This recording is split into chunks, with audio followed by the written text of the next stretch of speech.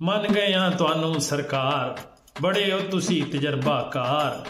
ਜਦੋਂ ਤਸ਼ਰੀਫ ਲਿਆਏ 100, ਮਹਿੰਗਾਈ ਮਾਰਚ ਤੇ ਆਏ 100। ਤੁਸੀਂ ਕੌਮ ਨੂੰ ਆਖਿਆ ਸੀ, ਪੂਰੀ ਕੌਮ ਨੇ ਸੁਣਿਆ ਸੀ, ਕਿ ਤੁਸੀਂ ਵੇਚ ਕੇ ਆਪਣੇ ਕੱਪੜੇ, ਵੇਚ ਵਟਾ ਕੇ ਸਾਰੇ ਜੋੜੇ। ਮਹਿੰਗਾਈ ਨੂੰ ਘੱਟ ਕਰੋਗੇ, ਐਵੇਂ ਬਸ ਝਟਪਟ ਕਰੋਗੇ। 6 ਮਹੀਨੇ ਦੇ ਅੰਦਰ ਮਈਸ਼ਤ ਹੋਵੇਗੀ ਬਿਹਤਰ, ਗਰੀਬ ਨੂੰ ਨਾ ਹੋਵੇਗਾ ਘਾਟਾ, ਸਸਤਾ ਕਰ ਦੇਵੋਗੇ ਆਟਾ।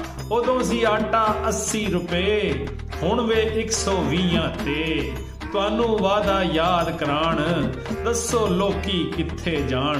ਬੱਚਿਆਂ ਨੂੰ ਉਹ ਕਿੰਜ ਪੜ੍ਹਾਣ, ਦਾਰੂ ਦਵਾਈ ਕਿੱਥੋਂ ਲਿਆਣ। ਕਿੰਜ ਕਮਾਣ ਤੇ ਕਿੱਥੇ ਲਾਣ, ਗਰੀਬ ਵਿਚਾਰੇ ਕਿੱਥੇ ਜਾਣ।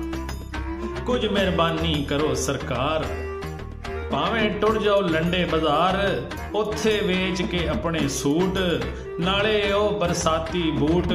ਘੱਟ ਕਰੋ ਕੁਝ ਇਹ ਰੁਸਵਾਈ, ਹਰ ਪਾਸੇ ਵੇ ਇੱਕ ਦੁਹਾਈ। ਹਾਏ ਮਹਿੰਗਾਈ, ਹਾਏ ਮਹਿੰਗਾਈ।